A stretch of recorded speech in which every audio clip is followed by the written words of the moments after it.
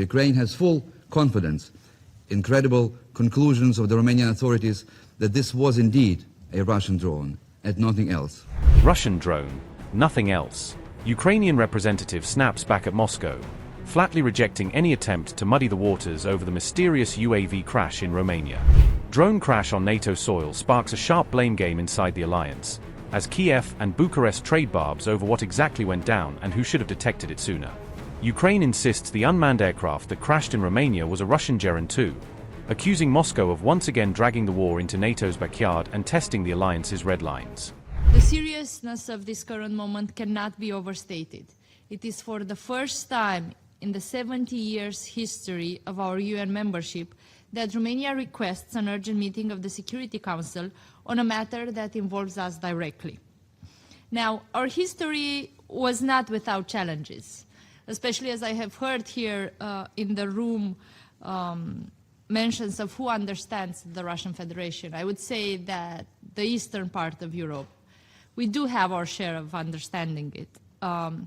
And although our history has not been without challenges, we have not called on the UN Security Council until today. We have increased in the 3 decades that have passed 10 times our economy.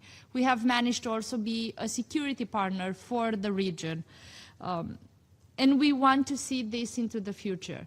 But we do understand now more than we have done before that in order for this to happen, in order for this to be without risk, we do need to do everything that is within our responsibility, individually and collectively, to help stop the war at our border and to find a diplomatic pathway in that direction.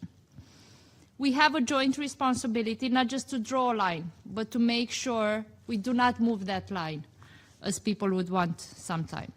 It is imperative for the Council to address such unnecessary escalation by the Russian Federation in its war of aggression against Ukraine. The Security Council is the most powerful tool of the international community, a common tool that we have to prevent the perception of a normalization of the abuse. We can and should not move the line we have drawn. We should not consider these current escalations as the new normal. On the night of 28 to 29th of May, a Russian drone carrying explosives violated the Romanian airspace at 2 a.m. Our military analysis shows that this drone was initially part of a swarm of drones used in an overnight attack against Ukrainian civilian infrastructure on the Danube, and traveled for 4 minutes within our territory and eventually crashed on the 10th floor of a residential apartment building in the city of Galati, Romania. What makes it different this time, though, is that it is the first time since the start of the war of aggression against Ukraine that Romanian citizens also require medical care and that Romanian property has been significantly damaged. A mother and child were injured and required medical care, but now are out of risk. Romania firmly condemns this reckless behavior and repeated illegal intrusion by Russian vehicles into our sovereign territory. Irrespective of what was their initial destination, the gravity of the action and the responsibility of the perpetrator are clear. The risk further undermines peace and security in Europe and, through its wider implications, represents a concern for the entire UN membership. Madam President, our military analysis shows without a doubt that the drone that crashed on Thursday night in Galati is a Geran-2 of Russian origin. This undeniable conclusion is backed by clear findings of a technical report issued by our special investigators and presented to the public by our President, on the basis of a consistent set of technical evidence. Apart from an inscription in Cyrillic characters of the name Geran-2 from the recovered fragments, the report conclusively established that the electronic components, navigation systems, control modules, engine, construction elements show similarities to those of other Geran-2 drones previously recovered in Romania and identified as being manufactured in the Russian Federation. The report also shows manufacturing markings, technical inscriptions, construction features and materials used follow the same technological process. The chemical analysis points to the same origin. Madam President, reckless violation by Russian drones of the airspace of Romania and of other Central and European partners have occurred repeatedly since the outbreak of the war against Ukraine. This Council also met after such incidents. This most recent incident is an extremely unsettling reality, as it shows an increasing pattern of indiscriminate drone strikes injuring civilians across the border.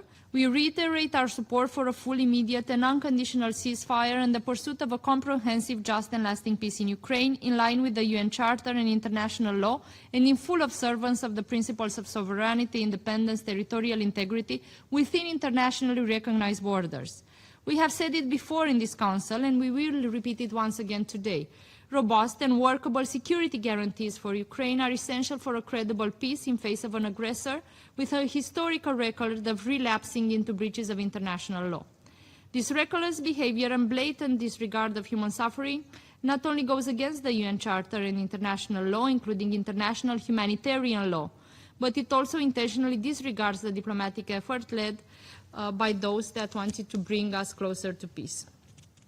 We are time and again confronted with a staggering paradox. We seek accountability in this Council, where the Russian Federation, a permanent member who should ensure the full respect of the UN Charter and international law, is also the aggressor. Such impunity in a blatant deviation of the fundamental principles and purposes of the UN Charter goes against the core mission of this organization, maintaining international peace and security through good faith cooperation among member states. As several members in this Council have emphasized before us, this type of escalatory behavior represents a concrete challenge to international peace and security and should be condemned as such. We will continue to ensure that the EU is better equipped to act and deal in a coordinated way with a 360 approach. Colleagues, Russia's continuing serious violations of European airspace only reinforce our resolve to support Ukraine and its people in their defense against Russia's war of aggression and their pursuit of a comprehensive, just and lasting peace in accordance with international law, including the Charter of the United Nations. In this regard, we must all further raise the cost for Moscow to end this war. President, let us not forget that Friday's incident happened on the back of several meetings of this Security Council, where the large majority of members spoke out clearly in favor of a full, unconditional and immediate ceasefire. So did Ukraine. The EU actively supports all diplomatic efforts to this end, and we once again call on all members of this Council to work with us in pressuring Russia's leadership to accept a ceasefire and to finally engage in good faith. Madam President, today once again we heard nothing new from the Russian representative. Unfortunately, he continues to sing the same old song, repeating the familiar narrative that it was not Russia, not a Russian drone, and relying on the well-worn patterns of denial and distortion. I believe there is no one in this chamber who would retain a single shred of trust in the words of Mr. Nebenza. Ukraine has full confidence in credible conclusions of the Romanian authorities that this was indeed a Russian drone and nothing else. Russia can throw all these conspiracy theories that we just heard into a wastebasket. Mr. President, what happened in Romania was not a single instance and must be taken seriously. Beyond the official rhetoric of Russia, a pattern of alarming, systematic threats has become unmistakable. Dmitry Medvedev, former president, he used on multiple occasions similar explicit threats, suggesting potential attacks on European cities. Taking together, all these statements are not isolated provocations, but part of a broader campaign in which the language of intimidation and the targeting of European capitals has been steadily mainstream into Russia's state-aligned messaging. In Galati, in Romania, we have witnessed that all this rhetoric is not just threats. Madam President, the recent attack against Romania was a cynical double strike, which carried at least two messages. The first was directed at Romania and all NATO member states. It was yet another attempt to test the resolve of our neighbors, to probe reactions and to see how far Russia can go in bringing its war of aggression ever closer to the territory of allied nations. But there was another second message. The Romanian city of Galati plays a special role in Ukrainian history as well.